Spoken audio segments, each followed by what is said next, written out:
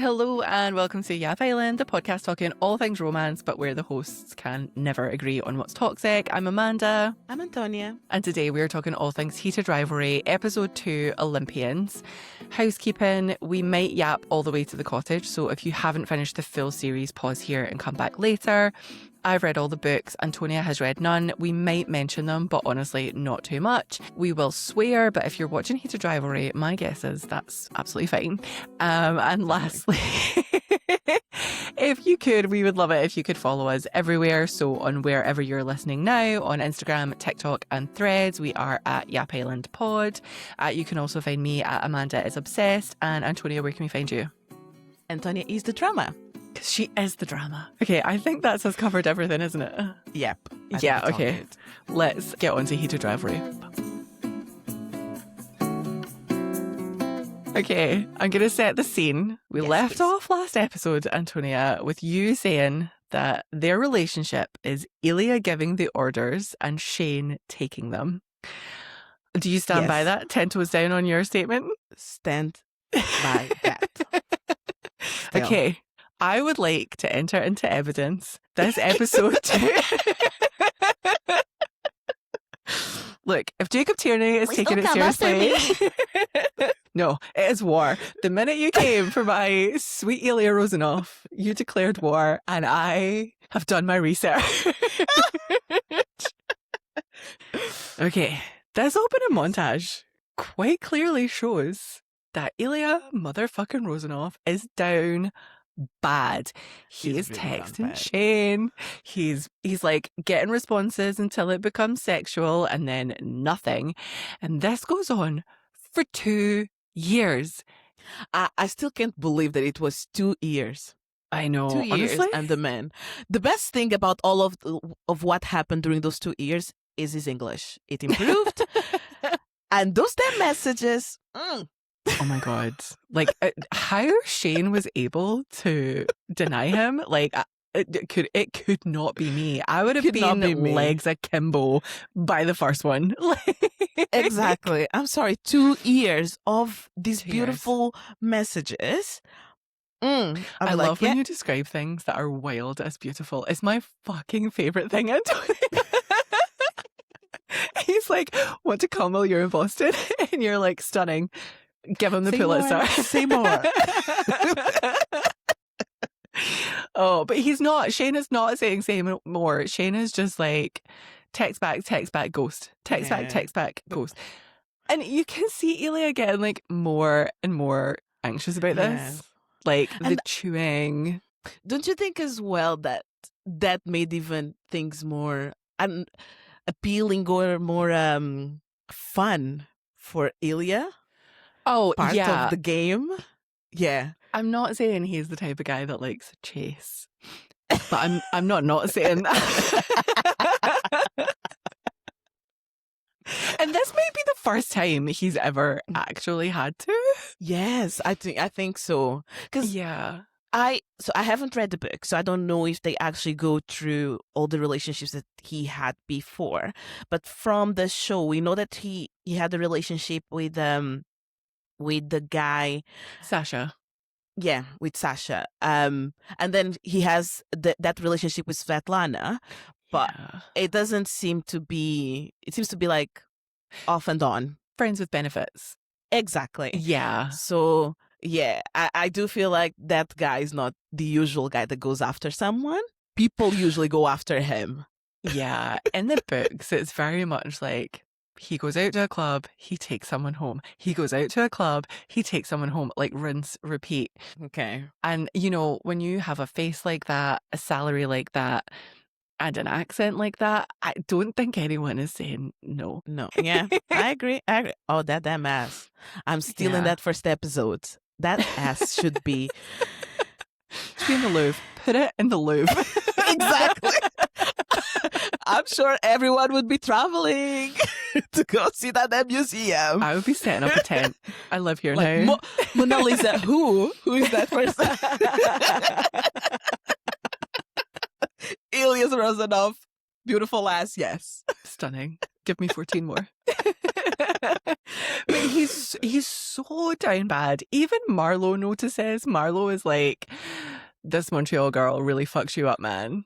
Yes. Oh, trying to remember the names of the characters because I'm like, there's Ilya, there's Shane, other characters. You always reminded me that you've only watched it once, and every time it's like a blow to my stomach.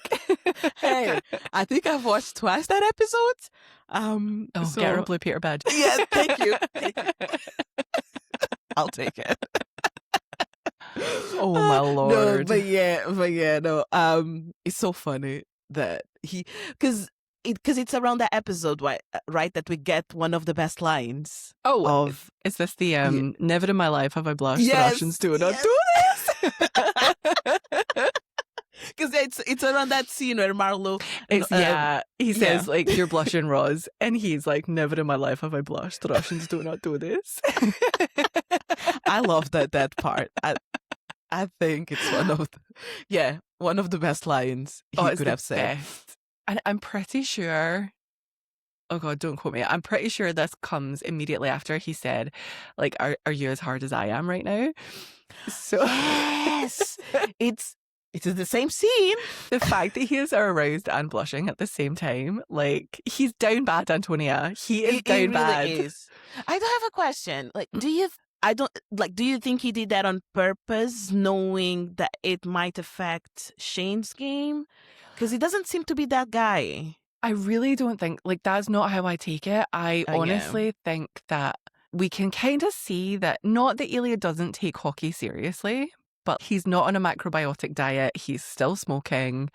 You know, like, he's just not at the same level of I am a pro athlete mentality as Shane is. So I honestly don't think it occurred to him. I think he thought it was just funny, and he was like flirting, and it was, and it was probably true. Like, Shane definitely was.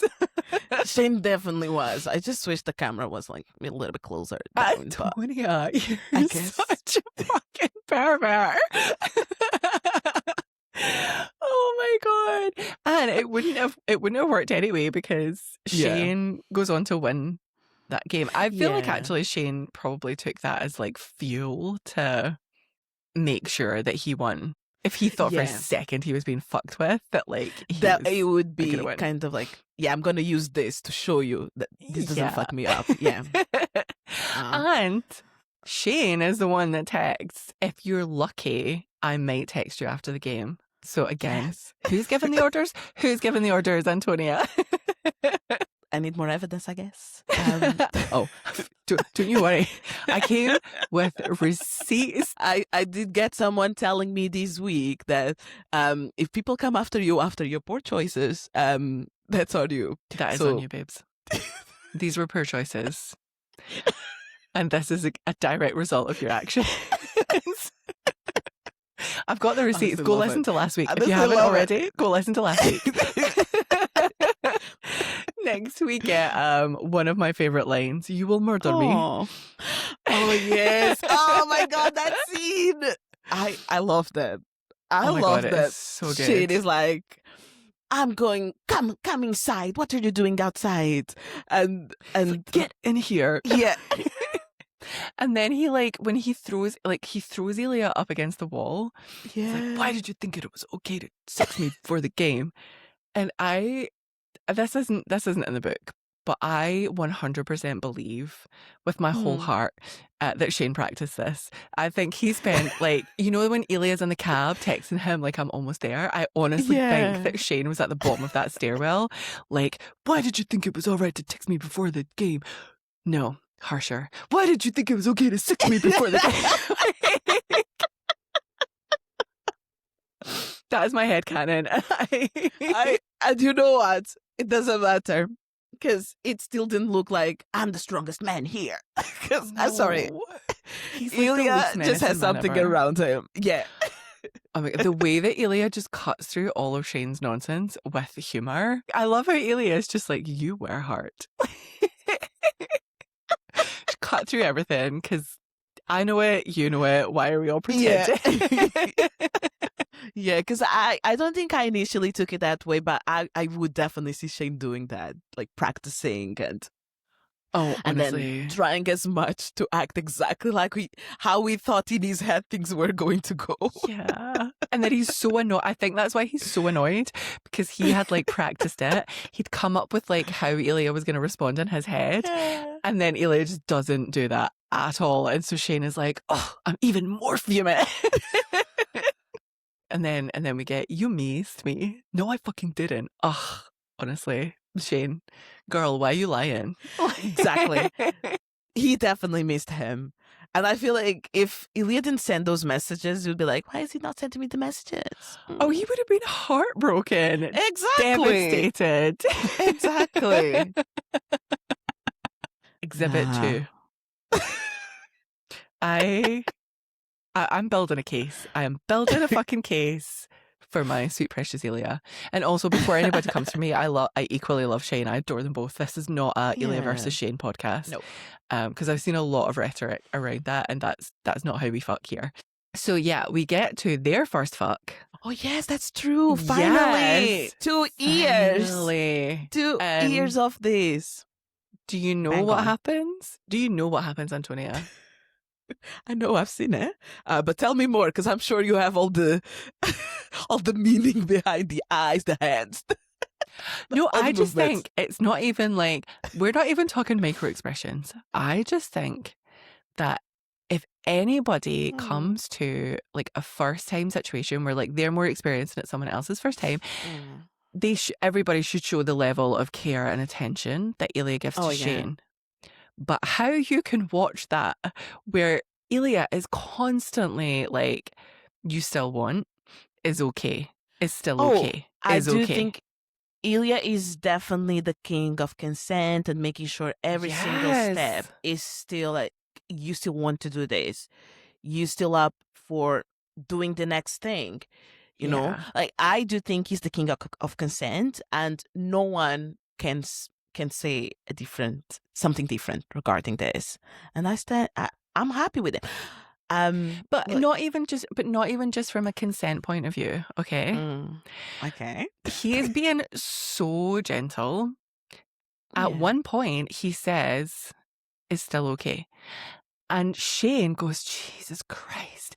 and he pushes back into Ilya, because he is like, "If you are going to be gentle, I am going to set the pace." So like, I don't even, it's not even just a consent thing. Like, he's so careful that this is Shane's first time. And then even afterwards, and he's like, and Shane gets in his head, he's like, "Oh no, the bed's all dirty." And he's like, "Shut up." Like, he says the exact right thing to like make Shane get out of his head. Because this is such a cool thing, and nobody wants Shane to be in his head about the fucking sheets in this moment. Yeah. And so the person that knows exactly what to say to get him out of it is Ilya. And then he says, like, very gently, "I shower now, okay?" Because he's like making sure that Shane is feeling cared for. He's making sure that Shane's self-esteem, like, he's not just like fucking off to the shower. That's true. Like, I agree. I love how he cares about Shane, and like, just, he's really caring. He's so caring. He's lovely.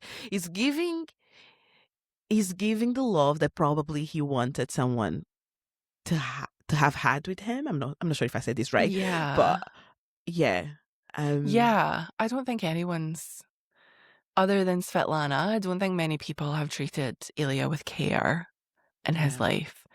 And I think you're right. I think what he shows to Shane in this moment is what he kind of wishes had been shown. Yeah. So him. I take it. You're right. In this part. Okay, my final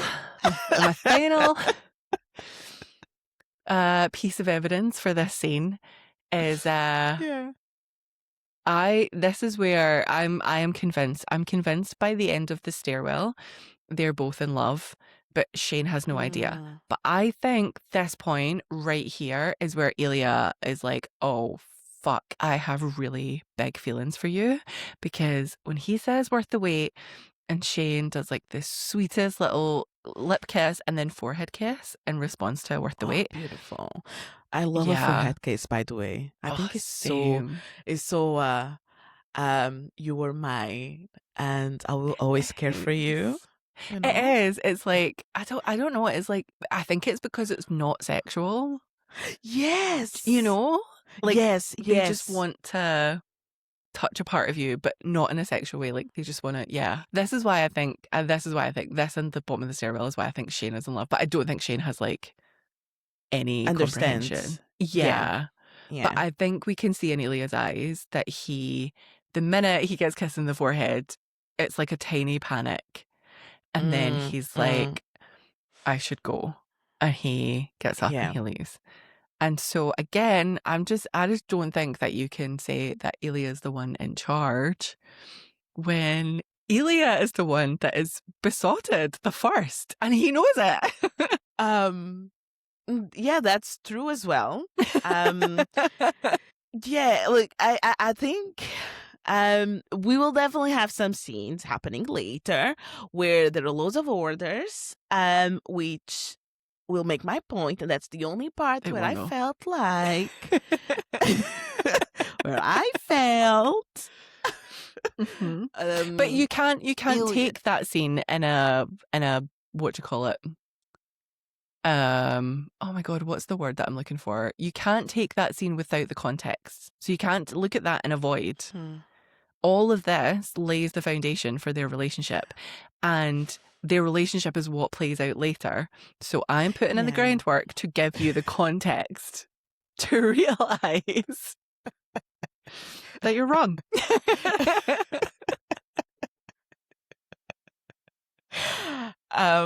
Well, we'll see then.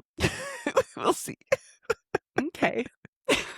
But is it this part as well where we have one of the situations where Ilya is like, I'm going to Russia, and then Shane says, well, have fun. Kind of like, have fun, you'll see your family. Oh, this happens twice. Well, one time he says have fun, and then another time he brings up Russia. But yeah, they move. So Ilya is at the bottom of the stairs tying his shoelaces, which I think is just a ruse, because I'm like, why would you tie your shoelaces at the bottom of the communal stairwell? I'm sorry, who does that? No, you could have just fallen at any stage when you no, I'm sorry. That's 100% a ploy to just be here longer.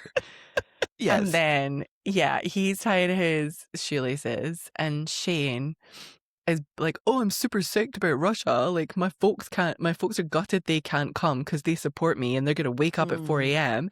And then he's like, oh, what about your parents? And Ilya is like, oh yeah, like my dad, maybe like my brother, who knows? But I feel like from the way that he like is so one word response and so like unenthusiastic about it. Yes, you would pick up.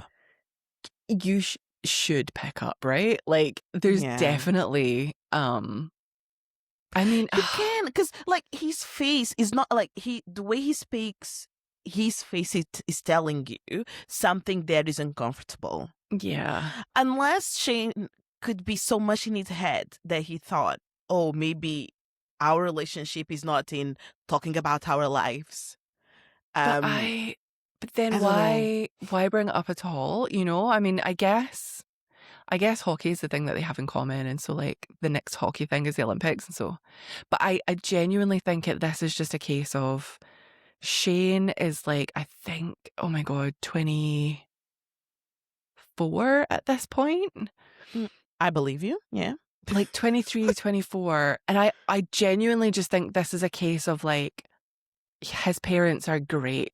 He's probably not seen like abusive parents in the wild. And I love what you just said now. Yeah. Like I genuinely think he just has no frame of reference. He genuinely doesn't understand that like not all parents are great. Some parents are shit. And so he doesn't understand. And like he loves his parents, and I think his parents are like a big part of his life. So of course that's the thing that his go-to for awkward conversation when he doesn't know what to say. It's to talk about his parents. Yeah. Which is totally fair. I mean, when you have parents like he has, you definitely, like, everything, all the decisions at that stage of his life, they are their support. Yeah. So, and I also, again, I want to be very clear. I'm not blaming Shane because Shane has no idea what's happening right now. But I do think that this conversation does play into Ilya's responses in Russia, because I think during that moment of the forehead kiss, like, Ilya realizes he's in love. Or maybe not in love, but I think he realizes, like, he has feelings. This isn't starting just something. sexual. Yeah. And I also think that, like, growing up with Ilya's family, one of his core beliefs is probably, like, I don't deserve love. Yeah. And then he's presented with Shane talking about his perfect family, and he's doing it with his perfect manners, and he's beautiful, and he is great at hockey.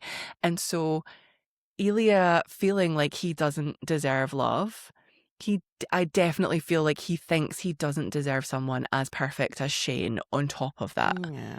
And so I feel like this is just like a combination of, like, he has all these big feelings, he has all this childhood trauma, and Shane is presenting him with, like, the perfect image of a perfect man, and he's just like, this is too much. So I'm not saying that Ilya's behavior is entirely okay in this episode, and I'm not saying that Shane is to blame for that. I think that's why this show is so fucking good, if I'm being totally honest, because nobody is right and nobody is wrong. Exactly. Like, I can't blame either of them. Yeah, because that's the thing. When you have the context of someone's behavior, you can also understand why they're doing what they're doing. Yeah. Like, Shane is being nonchalant about actually not reading what he's telling with his body, because he's just hearing what he's saying with his voice, and in his head, parents are a good thing. Yeah. Why wouldn't you love them? Exactly. While Ilya is like, I'm going to go back. There are so many things in this country that don't represent me as a person. Like, and it's going to be so hard for me to be back. And also, like, I was just thinking, this just came to me now. Like, that moment that he was having with Shane was probably like a really happy moment. And the minute that Shane brought his parents, it probably was like, I don't even have nothing. Yeah. It's like sadness coming. Just there. Like, like almost like the perfect moment is a bubble, and Shane has just popped it. Exactly. It's so sad. So sad when you think about all of this context behind. Honestly, this is why this show is so good. And we'll get to that next week, but I think this is why I don't really love the skip episode, because they're very simple people. And I love the complexity. I had to stand back and fall. And I don't think it's just you. I think I've seen on internet people calling skipper, right? Oh, they call the couple, the episode and the couple skip, and then a lot of people skip. Come on, it's so beautiful. No, it is. Like, I loved it the first time I watched it.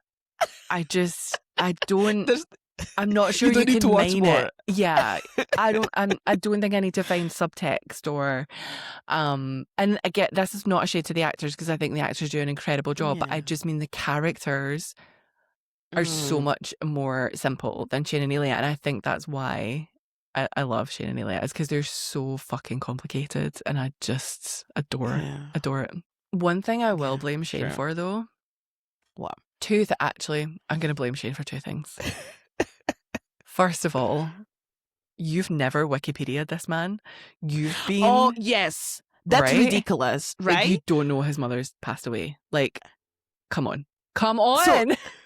And this man, this man has been on YouTube seeing, like, what snakes and whatever other animal does, but he's not able to go to Wikipedia to search Ilya's life, to search Russia and how gay people are persecuted. Like, how? No, it's crazy. I mean, again, I do think it is just because he's very sheltered. So no, put like sheltered in a box. The fact that the one straight guy, so we're in Russia now, we're in a fucking ice cream shop for God knows what reason. Oh my days, yes. Yeah. And then the only person that knows Russia is hostile to gay people is the straight guy. Which, Shane, by the way, he definitely knows. That guy. I'm not sure if he knows about Shane, but he definitely knows about Scott. Oh, I love that these guys think that no one knows, but everyone is like, babes, we know, but we let you be happy. I know. And like, I do think, I do kind of think that like the sort of bigger hockey community probably doesn't know, because I think it is quite toxic and homophobic. And so one of the things with homophobia is like, I do imagine that there's a lot of hockey players that just wouldn't even imagine that there could be gay hockey players. But yeah, I love that Carter Vaughan, he definitely knows about Scott. And I love that I take this as him being like, hey, I am an ally, but also please be careful. Just in case you didn't know to be careful, please be careful. And then poor Carter, because honestly, the both of them fucking zone out. The two of them disassociate right there. Two of them. Ice cream shop. Two of them. And it's like, okay, guys, you know that I can see you, right? Shane is like, oh, let me text my boo. And Scott is just like full on a different planet. He is like, he literally just zones all the way out. And it definitely looks like he hadn't thought about that till now. And now he's like, oh, fuck. Okay. And I'll give to Scott as well then, because he should know better.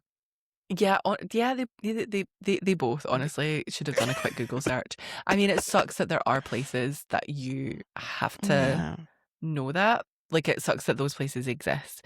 But yeah, the fact that one, neither of them thought to check before they got on a fucking plane, and two, Shane, you have been texting and hooking up with this guy in some form or another for like 4 years, I think, at this point. Yeah. And it never occurred to you that like his hometown or his home country isn't safe. It beggars belief. That's what it does. It does. It does. It does. Also, nowadays, one of the first things you do when you're going to meet someone famous, even if it's not famous, I don't know, I would think that sometimes people do Google. Oh, yeah, you sleuth out. Yeah, you do have like a full-on search just in case. I mean, I guess it's different because you wouldn't have to check if Ilya's crazy because, well, he might be, but surely that would have been like headline news, you know? You wouldn't have to go too deep. Yeah. But yeah, I still fully believe that you would at least Google him. And yeah, the idea that Shane doesn't know that Ilya's mother has passed genuinely blows my mind. Shane sees Ilya. I'm pretty sure that Scott clocks Shane seeing Ilya. Yeah. Again, he doesn't hide. Yeah. And then he decides to go meet Ilya. This after learning how you have to be careful in Russia. I mean, yes, people can still speak. Right, but the tension that these two guys emanate, that's the thing. It doesn't take much, and like, I'm not saying that Ilya gets a free pass for how he reacts to this, but his first thing that he says is "not here," and then he's like, "We're nothing. Please leave." I feel like if Shane had just walked away, like, it wouldn't have been so bad. You know, like if Shane had just respected "not here." Yeah, but that's the thing. I think from Shane's point of view, he had been waiting for too long. No messages from my boo for too long, even though they went for 2 years in this relationship where Shane was ignoring him. And also, to that, I say, Shane Hollander, not everything is about you. Like, it really is. It really, that sentence is so true. It's so true. Especially, like, I know he doesn't say it at this point, but especially in this moment, because Okay, again, I don't blame Shane because Shane just has not thought this through. However, at this particular point in time, Ilya is out of the Olympics. Shane is not. And so he must know that he's like sensitive about this. If he had been paying attention, he would know that like Ilya's family dynamic isn't great. And he also dreads going home. And so even if you don't know the backstory, you know, or you should know that his family dynamic isn't great. He doesn't enjoy going home. And he just lost in the Olympics early doors. And you're like, but I want to talk to you. In home.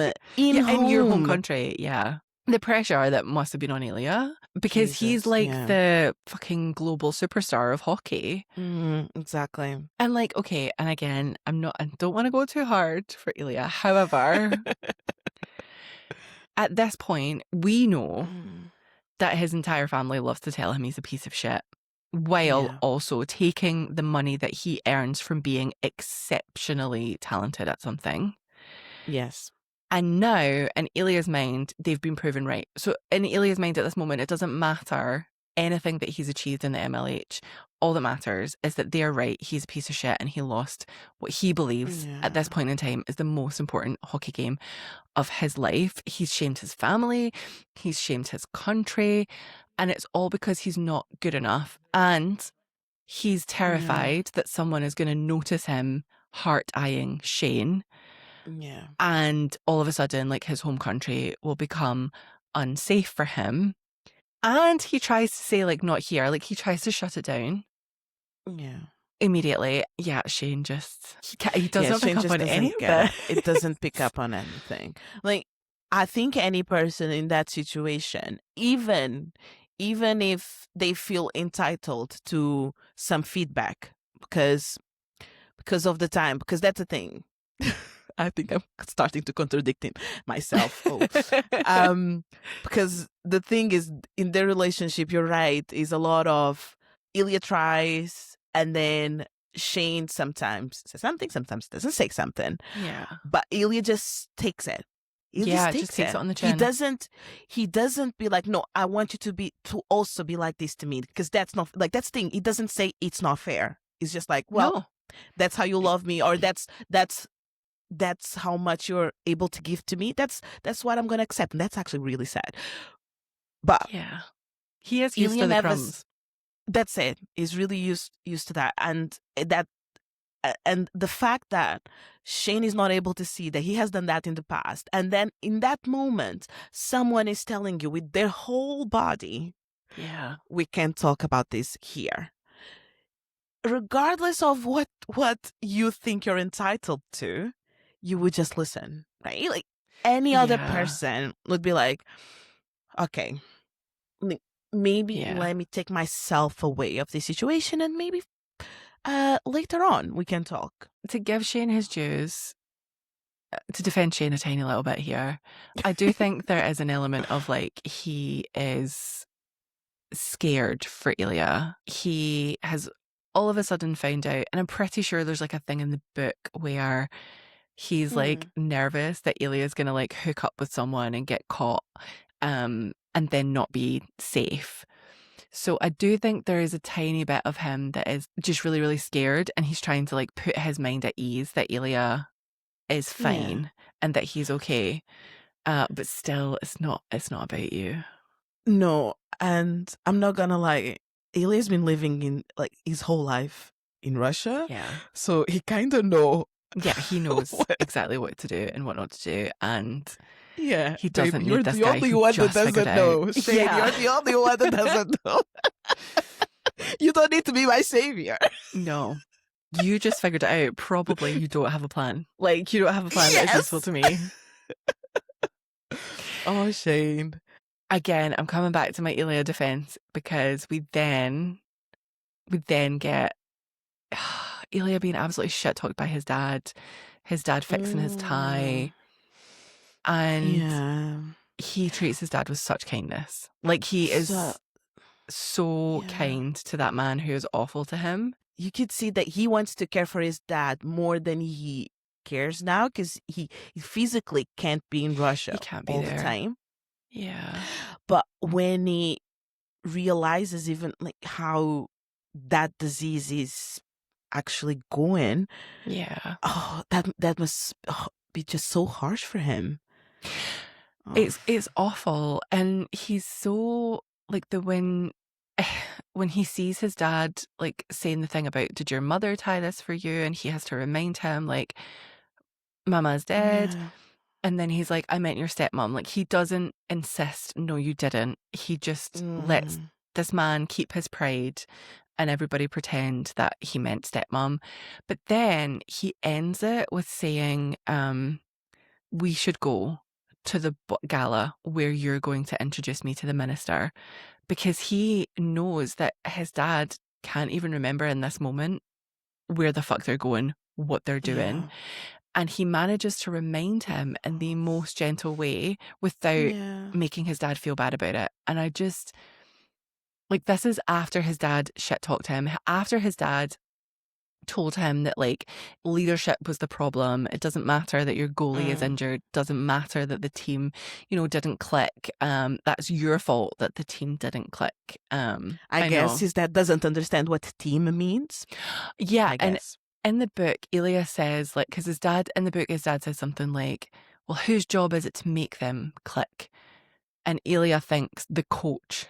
And I'm like, yeah, it is the fucking coach. Like, yes, you're the captain, but it's the fucking coach. Because this isn't a team. It's not like it's the Boston Raiders and they all have camaraderie and they train together all the time and they play together all the time and they know each other, blah, blah, blah. Like, this is an international game and it's made up of players that probably don't play on the same teams, don't know each other. And if they do know each other, it's from like playing against each other. Yeah. And so I'm sorry, but you cannot put all of that on Ilya's shoulders when there's a fully paid coach whose job it is to make this happen. But his dad does nonetheless. And Ilya's still a sweetheart. He's still a fucking sweetheart. This is my thing with Ilya fucking Rozanovs. He is not nice. Like, he's not what you would perceive to be nice. Like, he doesn't sugarcoat things. He takes the piss out of people. He's quite blunt. But he's so kind. Yeah, I agree. He's really kind. Like, to his core, he is a good fucking person. And even I think it's even better when you know where he came from.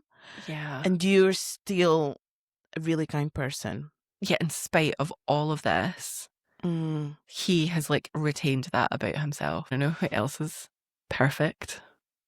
Oh, who? Svetlana. She is a fucking Svetlana. angel. The women in this show. Give them all the awards. We start with Shane's mom. Yes, we stand Una. Exactly. Svetlana, beautiful. She really knows her game. Like, Svetlana is Shane's mom for Ilya. Yes. And she's actually not in the books. This is like the character is in the books, but they weren't childhood friends. They met in Boston. They're friends with benefits, but they don't really have like the conversations that he has with Svetlana in the show. So Svetlana, their show version is pretty much made up by Jacob Tierney, and I'm so grateful. Interesting. Yeah. Yes, I loved Svetlana. Loved her. Then we have Rose. Beautiful. Yes. We also have Elena, and we have Maria. Love them both. Yeah. They carried these men. They did. Like, literally nothing happens in this show without the women. Exactly. Once again. Everybody goes home crying. Exactly. More evidence to show how women are important. Oh, yeah. Who run the world? Girls. Knowing right away when to come and take him from that situation. Yes. Beautiful. And then, she goes and she's like, oh, let's go meet Sasha in the bathroom. And I love that bit, right? When Ilya sees Shane and you can see that there's no, I want you. Sasha. Let's have sex. Yeah. Sorry. Ilya sees Sasha. Yes. In the bathroom. And then you can see that there's no such thing of, oh, let's have sex. Like, there's nothing. There's nothing. Nothing coming from Ilya. Ilya's like, yes, there's a man. Yeah. Yeah. He's He doesn't completely even shut want down. to talk with him. No. I love this for Ilya because I do think that there would have been a time when like just the sex would have been like validation enough. And I actually love this for him that he is like, no, I've got something better and I'm not gonna take the crumbs. Like I'm not ready to tell the person that I do like that I like him, but like I also don't want to take like your crumbs in the meantime. And I love this whole scene because it's not very long. Like realistically, it's not that long.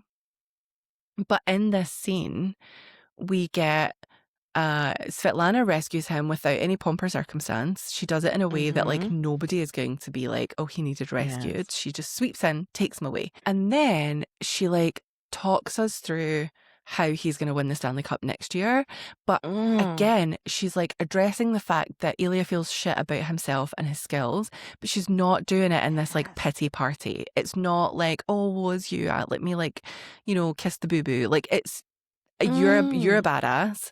I'm going to remind you that you're a badass.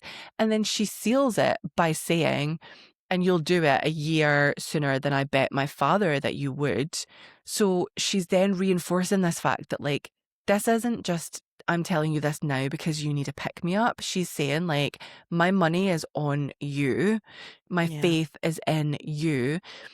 And you've got this. And then, she's like, you obviously need to be cheered up. So now that I've told you that you're the shit, I'm going to leave you with Sasha because as far as she knows, that Sasha is a fun time. And I know that obviously that's not what happens, but that's not as far as she knows. I also really love how like this scene does such a good job of showing us that like Svetlana, and they do this later with Rose, but Svetlana on paper is the perfect partner for Ilya, but love just doesn't work that way.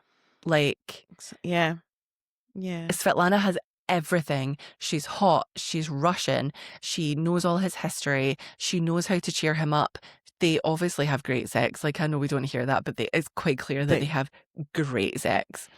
And that's just not how it works because that is not who he wants to be with. You can't explain love. Why? Yeah. And I love that this show is like making a point of showing us that I guess it kind of reinforces that like what Shane and Ilya have is so precious because even presented, I mean, it's different for Shane because Shane is gay. He's not bi.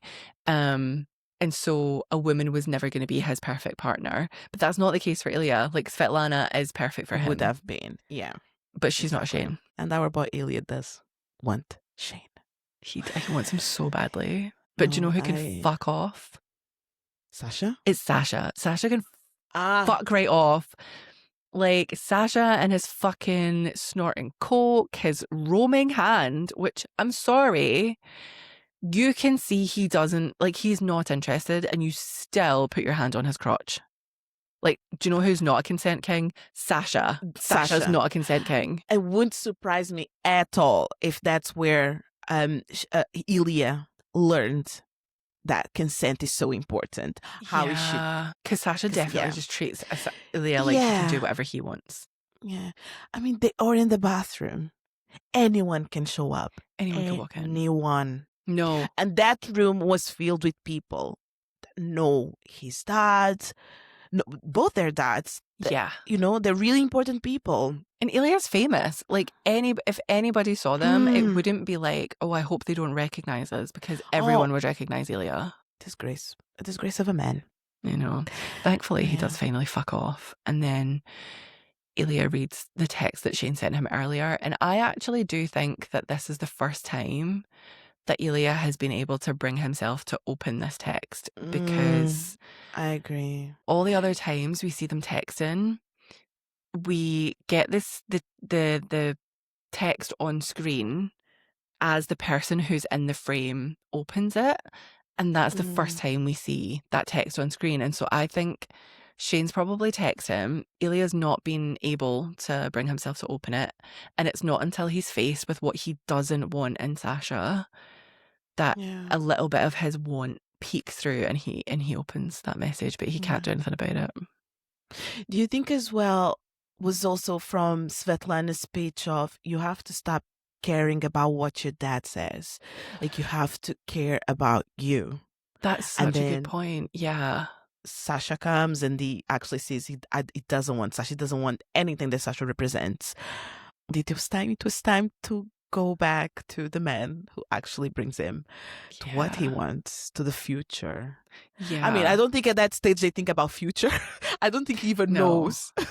I don't think if he thinks at all that this could be a thing with Shane. Like, that's the other thing. Yeah. Because they're rivals as well. He knows he can't come out because he has to care for his father in Russia, and he has to be able to like still go home and care for his father whenever he can. Yeah. He doesn't think that he deserves someone as good and pure as Shane. But this moment, I think you're right. I think this speech from Svetlana was a tiny little bit of like, you're actually amazing. You need to like worry less about what everybody else thinks of you and just go do what's right for you. Oh, I love that, Antonia. Thank you. It seems like, again, I'm constantly contradicting myself. Never quote me on anything. Okay, do you know what? Let's move on to fucking this scene that you're gonna. Well, the first scene of two where you're gonna explain to me why Ilya is in fact super toxic. So Shane is freaking out at the MLH Awards. Ilya struts up. He's like, "Calm down."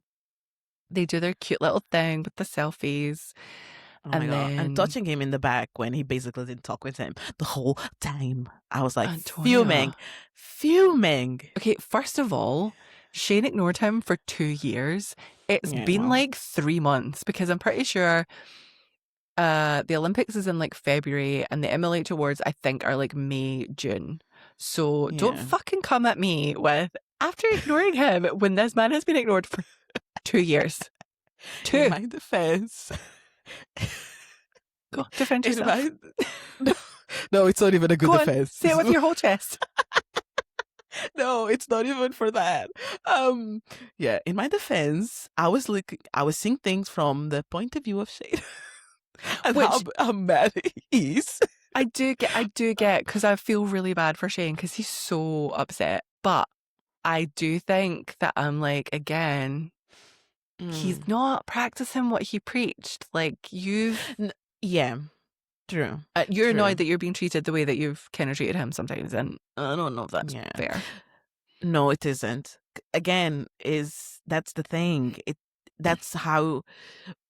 It's kind of the fact that Ilya always just took whatever Shane gave, and Shane never realized that his actions are actually what Ilya is doing now. He's like mirroring whatever what Shane does. Yeah, exactly. But true. I was definitely looking, because that's the thing, because Shane is the only one where you actually see he's mad about it. It's the first time that they actually have someone mad about ghosting. Because even during the 2 years, like I saw, but I never saw it with those lens. I know this might be weird, but I think it's just because Ilya never put it into question. You see him get anxious, but he always responds again funny, and he like he's happy to get ignored 1 week and then text again the next time they're in the same city. And so I think it is easier to just assume that he's fine because he's acting fine. Because that's the thing. The other thing I do think you kind of feel the Shane feeling that moment of Ilya touching him while they're taking that picture. I think for Shane was like, don't even touch me. And I think I was just picking up those vibes and that feeling like, guy, you should know better. You should know that your relationship is actually in a really bad place at the moment. But relationship, I don't even know if you can say that to them at that stage. But this is the thing. I'm like, I don't know that we can have any high expectations on either of them, because at this point they are just rivals who have hooked up like 3 times in 4 years. We are seeing 2 episodes, and they do have like beautiful hot scenes, and they have really beautiful love scenes as well. Yeah, but it's just been on and off constantly. Yeah, And nobody has said, like, I know that we think that by the stairwell, both of them are in love. They just haven't figured that out. Yeah. But they've never said anything to each other, even remotely close to that. And so I don't think we can expect them to be treating each other like the other one has said it. The reason why I was saying, Ilya is toxic was because I was looking through to things through Shane lens, and and then he's quite like, he's fuming, and then they go to the bathroom, and then they have that scene where, like, for me, instead of them talking, Ilya comes with, "What? I want you to dick? suck my dick." Yeah, and I'm like, what do you want from me? I want you to suck my dick. It definitely diffused whatever was going to happen there, but I just feel like, Ilya, really? So yeah, that's the main reason. And then they have the other reason, the other scene after, but we will talk about it after. Yeah, because I do want to defend Ilya in this bathroom. Come on. Okay. First of all, Shane is like literally breaking down, right? He is on the verge of tears. Hudson Williams is doing his beautiful thing where he has tears in his eyes, but they don't fall.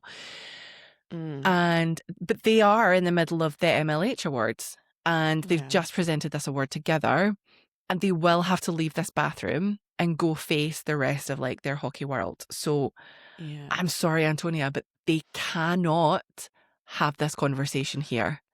Because but that's the thing, where he could have just said, "Look, we really can't have this conversation here."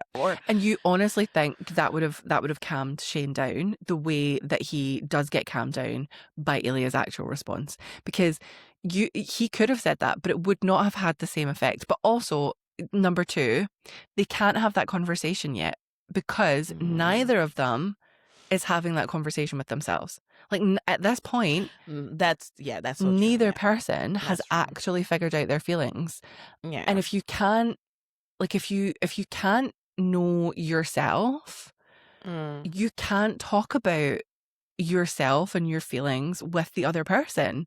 So there was never a chance of them having that conversation now, because neither of them have like figured it out in their own heads enough to say it out loud.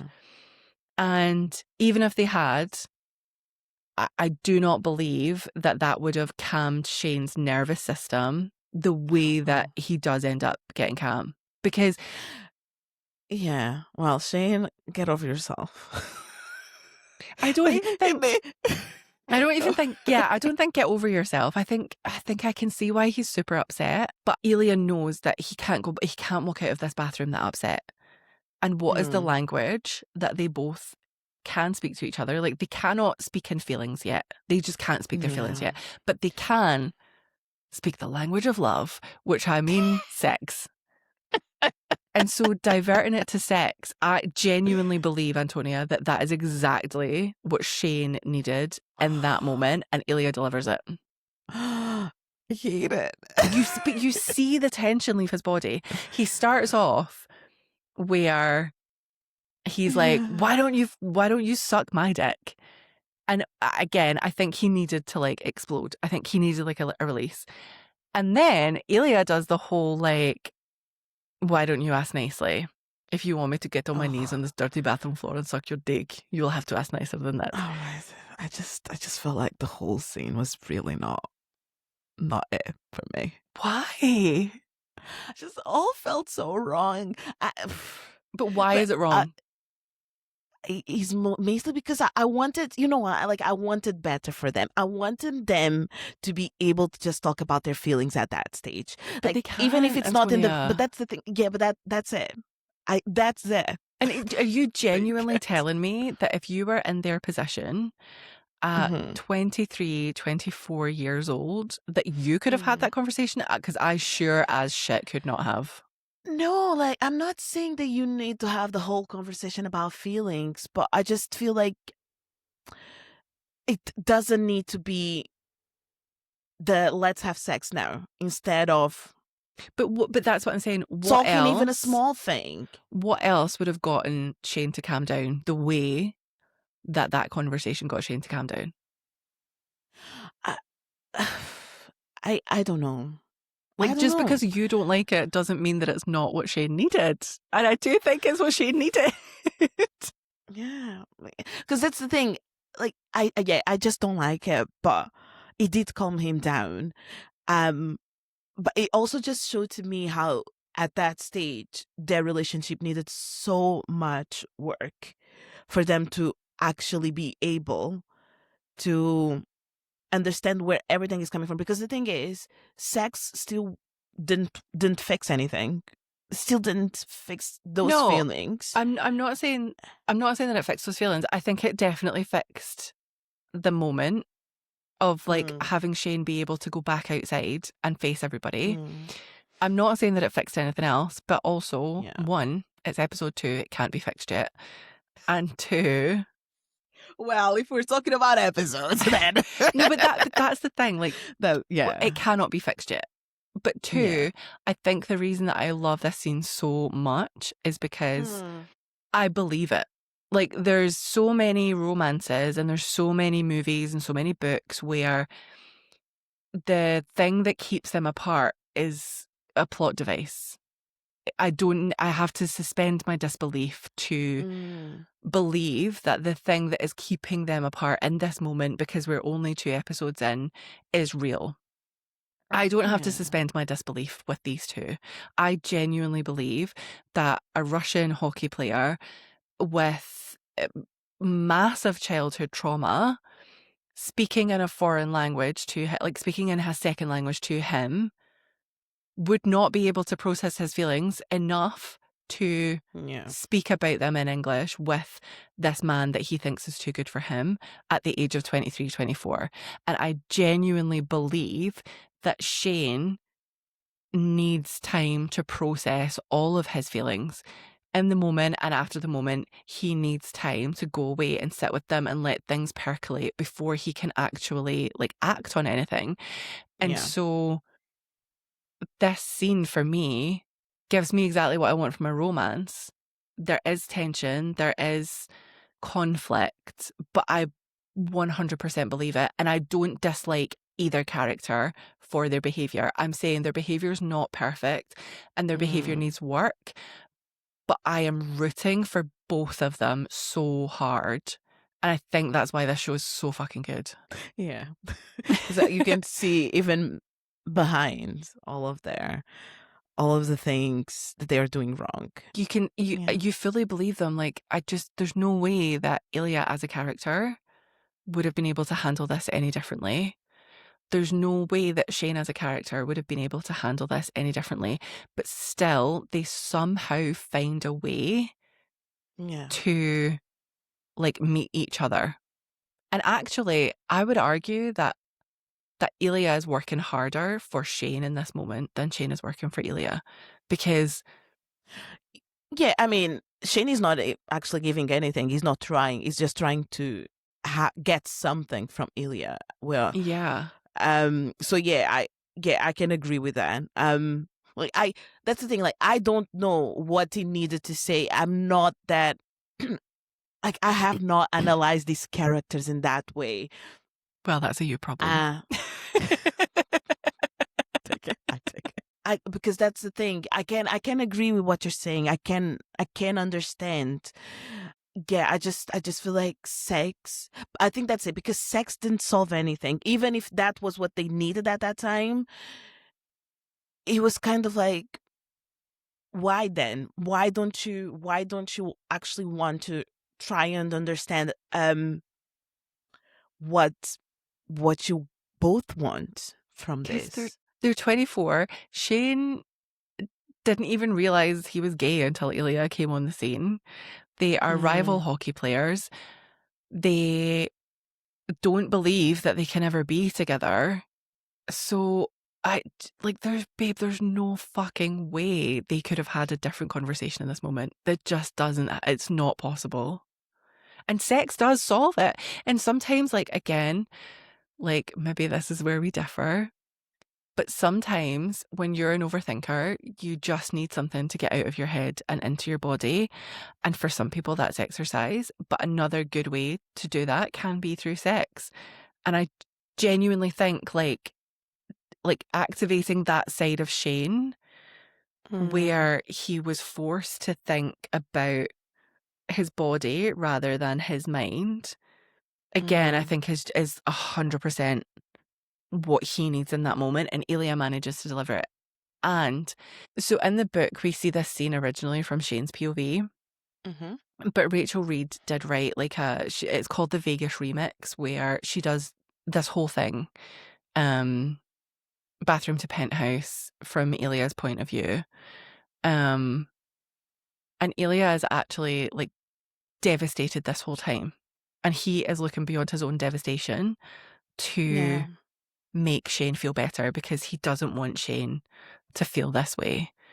And he was avoiding him before the awards because he was so scared that he would just want this man so much. And so in this moment, Ilya is literally breaking down, and he's still putting Shane's needs before him, and he's doing the only thing that he knows how to do, and talking about sex, because it's the one thing that he knows will help Shane, and it's the one thing that he can give Shane while not sacrificing himself at this moment. And I think that's beautiful. No, that's beautiful. When you get that context, beautiful. I mean, you don't see that in the show. I think you can see it. I think you can. No. You can. You obviously don't get the words, but if you look at Ilya's face, this whole scene, that is a broken man. I need to go back and watch that scene again. You do. Like, you literally see the mask go on when he walks into that bathroom. You see him like, I have to be the cocky guy. I have to be the... Because, that's the thing. I do see a lot of smugness. I don't even know if that's a word. Like, it does seem like really a little bit smug there. And that's what I saw. But I need to go back and watch. Yes, please. Are you going to say again? No, I think you've learned your lesson.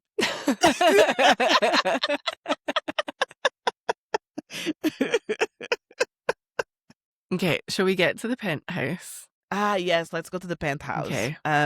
Which we get like really hot scenes. So fucking hot. Jesus. But definitely one of the, I think that was the highlight for me, where I felt like I really didn't like this overall for them. Okay, for clarification, like start to finish, you don't like the penthouse. It's not particular bits of the penthouse. It's the entire, the whole thing in the penthouse from start to finish. You don't like it. I think I'm just going to rephrase it. It's more that it's not that I don't like it. It's just I feel like for their relationship, it just made things feel even worse. From wherever they were before, at the end, it just made feel like the way things are now, this is completely wrong, and something needs to change. And I do think that's what happens. That's kind of like, that's the whole point. Some kind of catalyst. And that's it. That's why I felt like, no, I really don't like it. Not the scene itself, just of what it actually did to the characters. You know, like I do agree. I definitely think this is like Ilya's rock bottom and his figuring out his feelings for Shane. But I guess when we spoke before, you had kind of suggested that you think the whole dynamic between them in the bedroom. Oh yes, is definitely. Definitely you fucked still up. Think that? I still think it's a bit fucked up. Okay, so before for the purposes of the conversation, I want to like cut it off from the minute that they stop having sex. So everything that comes after having sex, we will talk about, that is super problematic. And I won't defend it. I might give some context to it, but I won't defend it. But everything up until the point where they stop having sex, you think is also problematic. Coming in, take your clothes off, drag the chair, touch yourself, I'm going to watch. Hey, the drag the chair was beautiful. Don't quote me there. But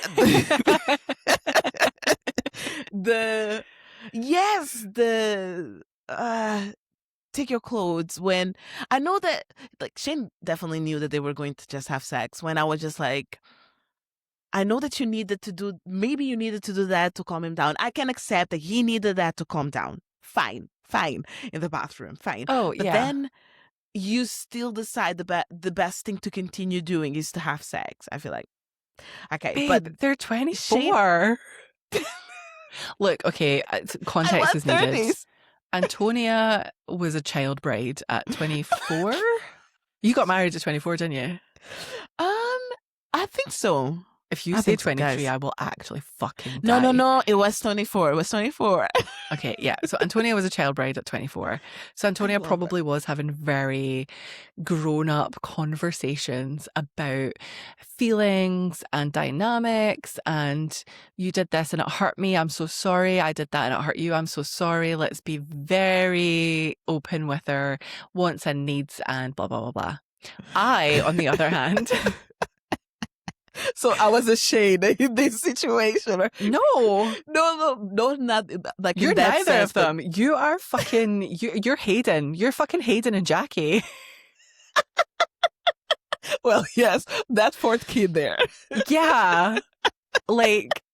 Okay, I think we've got to the root of all of the issues with you in this show, is that you never had... Did you ever have like a fuckboy in your life, like a situationship that fucking wasn't... You wanted more in it, you didn't know how to say it and you couldn't say it?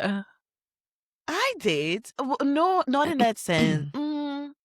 I did, but I also was kind of like, I do like him, but I don't think he likes in that way. Oh, sorry.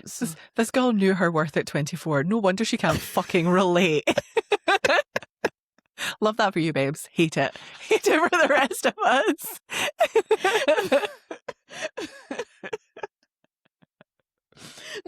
It took me a while, but I got there.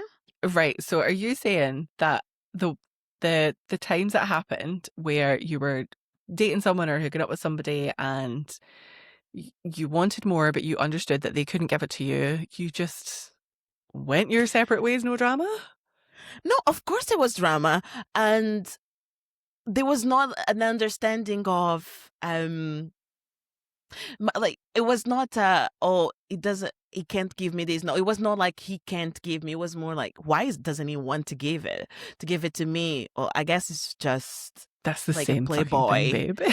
Yeah, sorry. So that's it. Yeah, because like I do pick up when I'm like with a playboy guy, and if it's a playboy, what am I doing here? So yeah.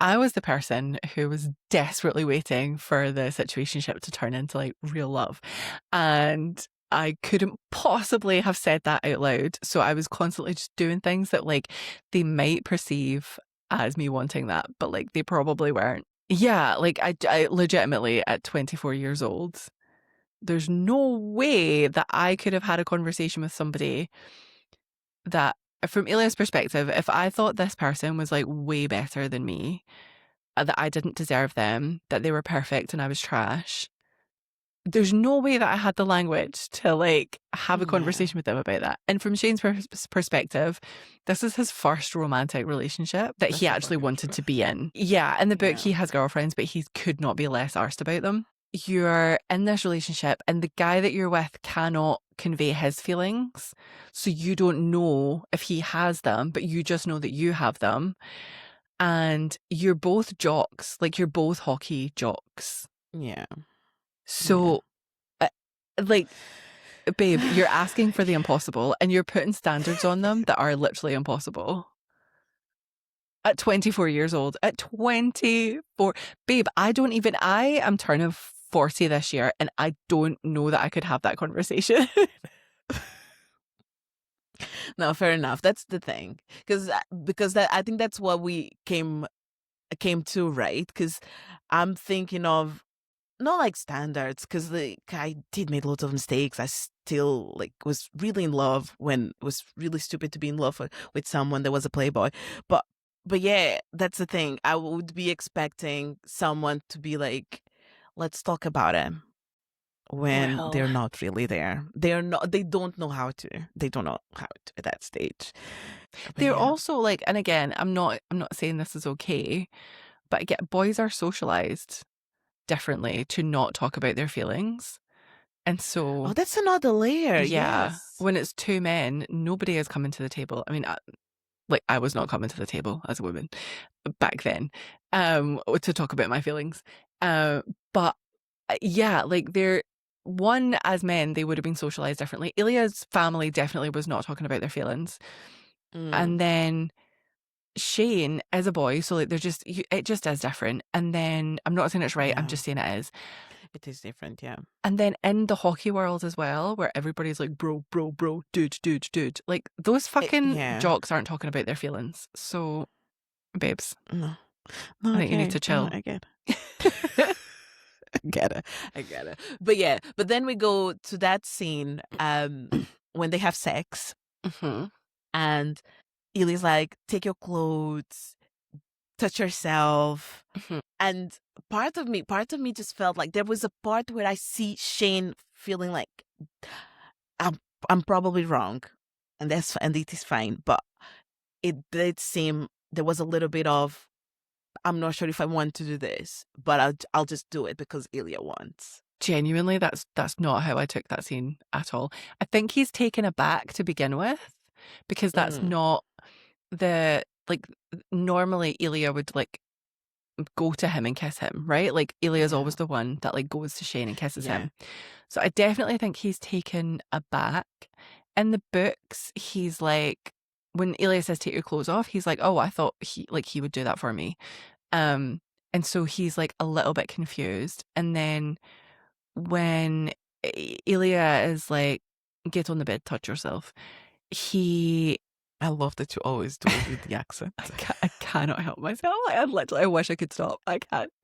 No, I just love it. I actually love it. You'd think after all this time I'd be better. I always know that I'm gonna get the accent. No matter, like, I always come with, so along the lines, and like, let me read the right line. Babe, I know the right accent. I know the line, I know the cadence, I know the accent. I want to see the monologue on the episode 5. Is episode 5 of episode 4? Oh, I can't speak Russian yet, but maybe honestly, at this rate, I might be able to. But I don't need the subtitles. I can do it in English without the subtitle. The fact that you can't, I'm judging you. Another thing to add. Yeah, you're getting no Christmas present this year. I'm just saying.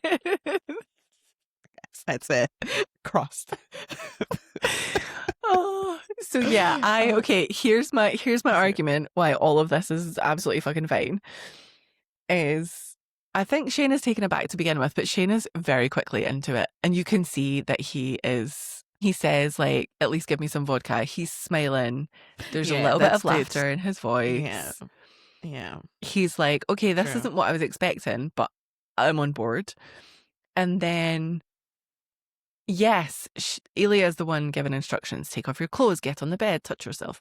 But all of that crumbles within fucking 10 seconds. Within fucking 10 seconds, Shane is back in charge. And I know this because, you know, when like Shane starts touching himself and Ilya goes, fuck, like, he is fucking all about that man. Then he tries to take back control and he says the whole thing about like, do you want to know how it feels holding the cup? He's being an asshole one last time to try and gain an ounce of control back in this situation. And all Shane has to do, he like throws his pants at him and then he says, I need. And Ilya's like, what do you need to tell me? And Shane says, I need you. And Ilya downs the vodka, gets up off the chair. And at this point, like, Ilya's like, I can't kiss this man, because if I kiss this man, I'm never going to want to let him go. That's why he's doing this whole thing, so that they can have their hookup like Shane wants, but he can keep a safe distance for him and his feelings. And all of that goes out the window because Shane says, I need you. And so, genuinely, Antonia, there's no way that Ilya is in control of this situation. The only person calling the shots and running the show during the sex is fucking Shane. Yeah. I think it would, because I read that taking a bit like, oh, this is different. This is not something I'm used to. Yeah. And I think I still kept that feeling until that scene where he actually feels that he's getting pleasure from doing that in front of him and seeing him lose all control, or if he didn't have any control to start with, whatever. Yeah. But yes. No, I can see your points are valid. Yeah, I can see that. Like, I do think because there is a whole thing of like Ilya's giving instructions. Shane does have the control, but I do think that it's not okay when they stop having sex for Ilya not to show the care and compassion that he showed the previous time. Like, I do think that that's not okay. But again, when Ilya sat on that bed, like, he is exhausted.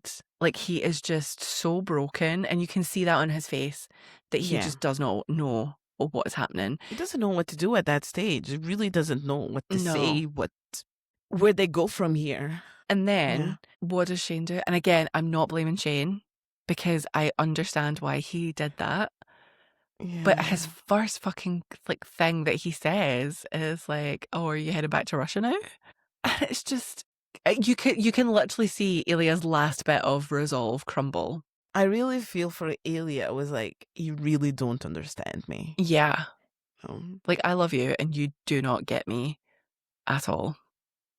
And when he does that whole like, do you like it? And Ilya's like, what difference does it make? And Shane's like, a pretty big one, I think. Again, I get it, because this is such a thing that somebody that has good parents would say to someone who has shitty parents. Because, well, if they're not nice to you and you don't like it, why do you have to go back? Because they don't have all of the emotional entanglement that comes with like going no contact with a parent. They can't fathom that actually can take years for you to make peace with and then actually follow through on. And also, that's not something that Ilya could ever do, because he does love his father. Like, his father is toxic, but even without the dementia, I don't think that Ilya could ever be no contact. And so I understand that Shane has zero frame of reference to not say these things and to know how hurtful these things are to say. But I also just, my heart fucking breaks for Ilya. Yeah. I think for Ilya was really not even you, not even you. Yeah. Can see that I'm actually crumbling in front of you. Like, yeah. And that's why I'll never be good enough for you, because you are perfect and you don't have to think about these things, and you don't even know what it's like to have a toxic family. Because I think that the another layer to all of this conversation about his parents is, even if he didn't know the first time, by the third time, because I think like now it's the third time that that he's bringing Ilya's parents or Russia, and Ilya. Oh, did I say Shane? Sorry, I was saying like Shane is the third time Shane is bringing. And then Ilya once again is showing with his whole self, this is not something he likes. This is not that he likes it. This is not something easy for him. Yeah, this is difficult. Yeah, and but I also get for Shane, I mean, they have to actually have a conversation, because that's the other thing, they never have a conversation, which we already know why. I know why, but I'm just saying, like, a normal conversation, just a normal. that isn't sex, just even just about friends. Because I don't think did Ilya ever talk about Svetlana, how not even girlfriend, but like as a friend, because Svetlana is also really good friend to him, and he never talks about. That's the thing. And they could Ilya they and could just Shane talk about don't hockey. talk about. Yes, they don't talk about anything else. They don't need to be talking about. Okay, relationship. I give you. That's fine. Just normal life. They don't even know. Like, does Shane knows what Ilya likes? Again, though, the boys. Another layer. That's true. Yeah. I don't really think that that Shane and Hayden talk about anything outside of you're having another fucking kid. Oh, my wife will make you dinner. And let me like match make you with somebody. Like though I don't think I don't think jocks talk. No, Again, that's not so healthy. true. Not healthy at all. Not healthy, but that's the relation. That's the relation that they have. Like, boys just need to talk with each other about just life. Yeah, and some don't know how to. Yeah, yeah. Because I'm not saying you're wrong. Like all of that. Well, you are wrong because if all of the things happened that you wanted to happened, there wouldn't be a TV show, and I would hate you. If I wake up tomorrow in the timeline that this doesn't exist because you wished it into all because of me, I will murder you. I will find you in a dark alley in Montreal and I will murder you. So, none of those things can happen. None of these boys have the social skills. Yeah, I'm just like, at this point, are you even friends? Like, friends who? No, even in the books, like, I Really? think it's like pre. Oh wait, I can't remember because I've read the rest of the Game Changers series, and so it's been a couple of weeks. It's been a couple of weeks since I read Heated Rivalry itself. But I want to say it's not until like fucking post Tuna Melt and Tampa, or is it just pre? It's around that time anyway. But basically, there comes a point where Ilya texts him with like hockey gossip about a player, and Shane's like, "Huh, why have we never done this before? Like, we both know all the same people, and we both play the same game." But it never occurred to us to chat about it with each other. And he literally has that thought of like, huh, this is interesting. This is... And that's, And that's why Shane is constantly bringing his parents in Russia, because he doesn't know what he can talk with. He's got nothing else to talk about. I love Shane, right? But hockey is his whole life. And if it never occurred to him that he could talk about hockey, what the fuck else has he got? Is his brand deal with Rolex? No, he's going to talk about his parents. Like, yeah, then we get Shane in an elevator. Well, first he said he types out "see you next season," and he quick deletes "see you next season," and then he slow types "we didn't even kiss," and then he slow deletes scene. "we didn't even kiss," and then he goes, fuck. Yeah. And yeah, Jacob Tierney, you are paying my therapy bills for this next month. Because it's diabolical. That scene is really well done. Yeah. It's so well done. It is. And you see Ilya broken on the bed. And this is the thing, right? It's such a similar ending to episode 1. Like, they're both feeling dejected. They're both devastated because they can't have the other one. But they both want the other one. Like, they both want each other and they both think that they can't have each other. And so the pair of them are absolutely heartbroken. And I cry every time. And again, we feel bad for both of them. We equally feel bad for both parties. Because that's the thing. I feel bad for Shane. I really feel bad for Shane. Yeah. But then I also feel really bad for Ilya. Because here's the thing as well, like the reason that I will go hard for Ilya is, yes, his behaviour isn't always great, but his behaviour is never to punish Shane. So I know punish himself. Yeah, like you get toxic relationships where one person is insecure and doesn't feel worthy. But they purposely try to then make the other person feel like shit so that they're not the only one feeling like shit. But that's like Ilya's motivation, I don't believe, is ever to try to make Shane feel like shit. In fact, I think he's constantly trying to make Shane feel better with everything that he is able to do. But unfortunately, he feels shit. And so sometimes his behavior is bad because he feels shit. But it's never, I don't believe there's any malice in the way that he treats I Shane. agree. I can agree with that. He's just trying to do as much as he can, what he can give at that point. Yeah, it's heartbreaking. That scene is really, really sad.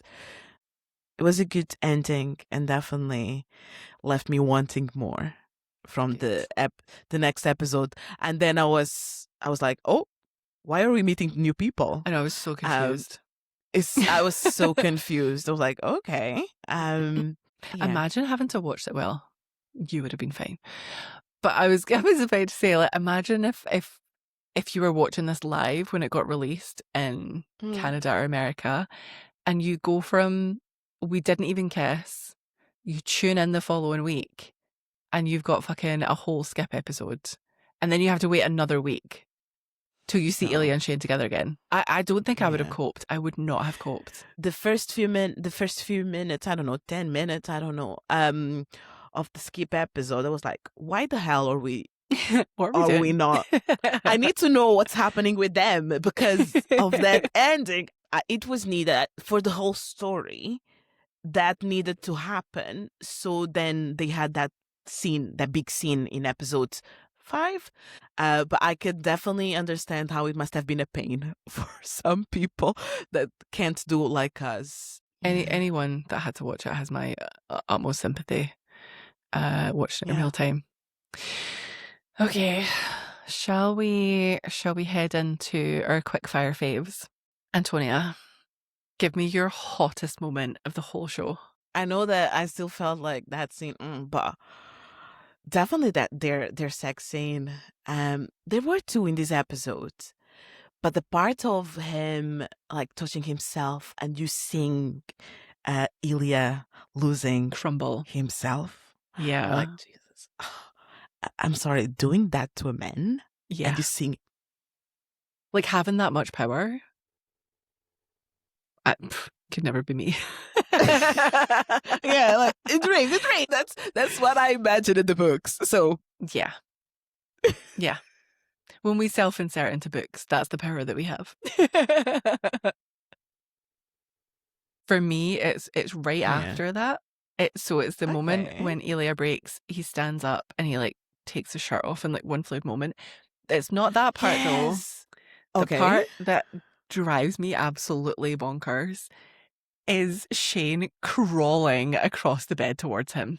Oh my God, he does that thing, right? He's like one movement. Yeah. He goes from having his like back and his head at the headboard to his face is nuzzling Ilya, and it's like whoosh. Yeah. No, that's really hot. How did you do that? No, those because they do have, right, in these kind of shows, they have a sex choreographer. I don't know. That's not the name. Intimacy coordinator. Yeah. That's much better. I'm sorry. Such a good job. Such a fantastic job. I do think that the actors themselves, like when you see them in interviews, they talk about how they feel like platonic soulmates, and they felt like friends really, really quickly. And they talk about how when it came to the sex scenes, like that just made it like easier because they could just like they basically, I think they just like agreed to be free with each other. And so the intimacy coordinator has obviously done like such a fucking good job. And then I think it's also to do with how much they trust each other as actors to be able to to just sort of like explore that and give us these incredibly hot scenes. Normally there is 4 of us, so normally it's myself, Antonia, Zara and Kirsty. Unfortunately, Zara and Kirsty are like super slammed right now, so you're having to make do with just me and Antonia, but they have sent us in their quickfire faves. Antonia, do you want to hit us up? Yes. Should we start with Kirsty? Let's do it. Okay, I feel like for my hottest moment, it doesn't really need any further explanation. It is Ilya in that penthouse with the standing there with like the shirt open, holding that fucking vodka the way he's holding that vodka. Oh my God, the glass. chair drag, Beautiful. sitting down on the chair, again, holding and sipping of the vodka. Like, what's happening right now? But why am I sweating? Like, It's the only reasonable thing to do. Agreed, Kirsty. The whole thing. Oh, I'd Completely forgotten. agreed. Yes! The way he holds that fucking vodka glass. It's like, he's like holding it under the tumbler. Oh, Antonia, I'm feral. That man knows how to be so damn sexy. Yeah, which is crazy because in real life, he's just like a ball of sunshine. Also, the tuxedo, the way it is sitting in him. Yeah. So, tiny little book fact. The whole Ilya, I think in the book he is actually shirtless when Shane arrives, but the whole Ilya having his shirt undone is because he's so nervous. He was sweating through his clothes and he had to take some off before Shane arrived. I know. That's so cute. I know. Should we go to Zara? Yes. Ilya's tuxedo. Yes. Beautiful. Stunning. And the biggest one, touch yourself, Hollander. Beautiful. Yeah. Completely agree. Isn't it? Yeah. Yeah. Hot as beautiful. Okay. Favorite moment. So not hottest, but just favorite overall moment. Favorite. I think that it would be the apartment scenes. I really like that last case. It was beautiful. Yeah. Tender. One of the most tender cases I've seen. Oh, and kiss in the forehead. Oh, Shane's forehead kiss to Ilya. Yeah. Yes. Agreed. Yeah, it's definitely the stairwell. Remember when I made you come hands free? Such a good trick. And then he takes his hoodie. Oh, honestly. And then, yeah, apparently that wasn't scripted that way for it to be like so gentle. And I watched an interview with Jacob Tierney where he said that the intimacy coordinator was like at the monitor watching the scene be filmed with him. Yes. And the intimacy coordinator was like, oh no, like it wasn't supposed to be that tender. They'll have to do it again or something along those lines. And Jacob Tierney is like, no, that kiss should exist. And it is going in exactly the way that it happened. I love when the actors are so good understanding what this character would do at that stage, like at that point. Yeah. That they do it. And your director will be like, beautiful. Yeah. Like you got that better than we did. Yeah. Yes. Honestly, like nobody loves Shane Hollander as much as Hudson Williams loves Shane Hollander. When you hear him talk about Shane in interviews, like so cute. He cares about him so much. And honestly, the same with Connor Story. Like they both read, I think they both read all of the books. Like they talk about stuff that happens in the long game before they even knew they were getting a season 2. So they're playing the long game. Yeah, they know those characters inside out, and yeah, that stairwell kiss is sublime. Yeah. Yes. Did Kirsty agree? Now, my favourite moment in this episode 2 is when they go to Shane's apartment for the first time. Yay. Oh, man, Mr. Landlord. I have really terrible accents. Yes. But why does he also have the best lines? Like, it's just like the short clips. So true. I love them so much. The entire thing. Like Shane calling Ilya an asshole while smiling. It's just like adorable. I just want to squish his face. Ilya once again being the absolute consent king. So fucking true. Yeah. And just like it's just very gentle and tender. Well, also not gentle and tender, if you get what I mean. Like just the whole thing just shows, like to me, that just shows like such green flags, like for whatever flag I'm sure has come up. Yes. About the whole bathroom scene and everything else. I think this actually is them, like that's the green flags right in a waving that maybe it's beautiful. And that kiss on the stairwell. Melting. Oh. Yeah. I can't believe we didn't talk about Mr. Businessman, Mr. Landlord. We really didn't. We didn't. Because that's another scene where because we learned that he bought another apartment all because he didn't want people to hear them. Yeah. So actually in the books, it's the whole fucking building. I know, like he rents out the commercial unit downstairs and then he pretends he's going to renovate like the flats, but he never does. And it is the sweetest thing ever. Ilya's literally like, you bought a building so we could fuck. Which is completely true. Yeah, fair. That's it. If a partner is not buying a building so we can fuck, I don't want the relationship. That's my new standard. Should we go to Zara's favorite moments? Yeah. She had a few. But she loved the same line that you love to say. Never in my life have I blushed. Russians do not do this. Thank you, Zara, for letting me say it again.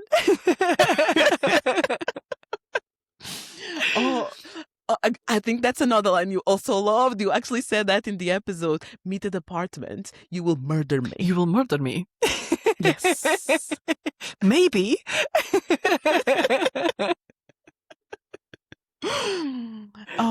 I feel like we were also linked because she also talks about the running upstairs in the apartment. Yeah. I did see somebody, I'm not sure who it was. I saw somebody point out on Threads that when they're on the way to be together, they run up those stairs and it's like a little competition. But then when they're leaving, they like draw out the moment until Ilya has to leave because they're desperate to be together and they're devastated to leave each other. Oh, that's so beautiful. I know. See, if you just paid attention, Antonia. Yeah, I'm not going to lie. I didn't read much into it, but you were so right. They were running to be together. And then they were just like, oh, let's stay a little bit longer. Yeah, let me tie my shoelaces at the bottom. Come on. Like, that was all a ruse. That was all a ruse. Yeah. Okay. Shall we finish up with deep in your feels? Definitely the last part of the episode. We didn't even kiss. Yeah. Surprisingly for me. Oh, okay. It's what not. Do we have? I cry at we didn't even kiss. But for me, the bit that gets me is when Ilya's in Russia at the Olympics, he's at the gala or the ball or whatever it's called. He's with his dad and Svetlana's dad, and he's just dissociating. And I genuinely, like, my heart breaks because I'm like, this is how you survived your childhood. This is how you've survived your life, is just completely zoning out and going into like a different reality while everybody around you calls you a piece of shit. Yeah. And I love how they did that as well, you know? Like, the way they filmed it. Yeah, and then the music kind of like the sound increasing and the voices going down. And you can see that he's just really not there. Like physically he's there, but mentally. No, he is completely and utterly checked out. That's such a good one. Thank you. So sad. But honestly, my heart breaks for like baby Ilya, like especially knowing what we know about his mother and the treatment that he would have received at the hands of his dad and his brother, especially after his mother passed. I think that scene shows us like exactly what he had to do to survive, and I hate it. In the book, they might have said in the show as well, and I just forgot now. But do they tell when his mom died? Yeah, you get it in the show. So again, if you'd watched the show, no, I just forget things. I promise. I'm just so forgetful. I know. At the very last episode at the cottage, they are watching the fire, and he says that his mother passed when he was 12, and he found her, and Shane's like, how did she die? And he says by accident. She accidentally swallowed a whole bottle of pills. And I think you do get a bit more in the book, because in the book, that was basically the thing that his dad told him to tell everybody. And so nobody ever discussed with Ilya the fact that his mother struggled so badly with her mental health that she completed suicide. And he has to like lie to everybody in his life that it was an accident. And that's so fucking sad. It's even kind more, of a miracle. Like at 12 you actually know these things, so like it was probably just also a way to cope. Oh, so sad. I know. Should we go and see Kirsty? Yes. Deep in the Feels moment? Do it. The deep in the feels for me, episode 2, is it's genuinely that scene after the penthouse hookup when Shane's left and Ilya is sitting in bed, and it just kind of pans to him. He's got like there's like that shitty, like I think there's like ashes in like the vodka. Like he's finished his cigarette, he's just sitting there, and he's just like the weight of the world is on that man's shoulders, and it's like you just see all of these different parts kind of weighing on him of like these strong feelings for someone that is so complicated, the love of the sport that would be so severely impacted if this was to become anything more than something serious, even more than what it is, sorry, even though it already feels really serious and scary. I suspect as well, right, that if you're someone who likes to have control in situations and you're someone that likes to feel distant from people and like, you've got a distrust of like how people are going to treat you because like you are so used to being like abused by people, having such strong feelings to people would also just be a really scary thing. So you've got that, you've got the fact his father is not well, that he's feeling guilty about that, but he's also like, not got a great relationship with his brother or his father, his if something was to come out around this whole situation, like the impact that would have on him being able to care for his father, see his mum, or grave or whatever, just all this stuff. And then also just being like wrapped up in the feelings of the situation. Like you just see it all weighing on the man, and that just it hits me in the feels. Yeah. Yeah. Agreed. It's brutal. Again, and another thing I love about this show is just that, like, we feel everything. We feel happy and sad and turned on and heartbroken and full of hope, all in the same show. episode. Yeah. Yeah. I just think that's a huge achievement. Right. I think we've probably yapped ourselves to death on this one. We did. Yeah, I reckon it's time for us to wrap this one up. Come back next week. We are talking about the skip episode, better known as episode 3 from Heated Rivalry, Hunter. Are you sure that's the right order for you? I would love to go straight to fucking Tuna Meltdown, but okay, I guess we'll have to talk about Scott and Kip and Skip and Elena. Thank God for Elena. I love Elena and Maria. I love them. They're amazing. So yeah, I can't wait to talk about them. In the meantime, make sure to click the little bell icon so you get notified wherever you're listening. Please follow us on Instagram, TikTok and Threads at Yap Island Pod. You can find me at Amanda is Obsessed, and you can find Antonia. Antonia is drama. Antonia is the drama. Amazing. See you then. Bye. Bye.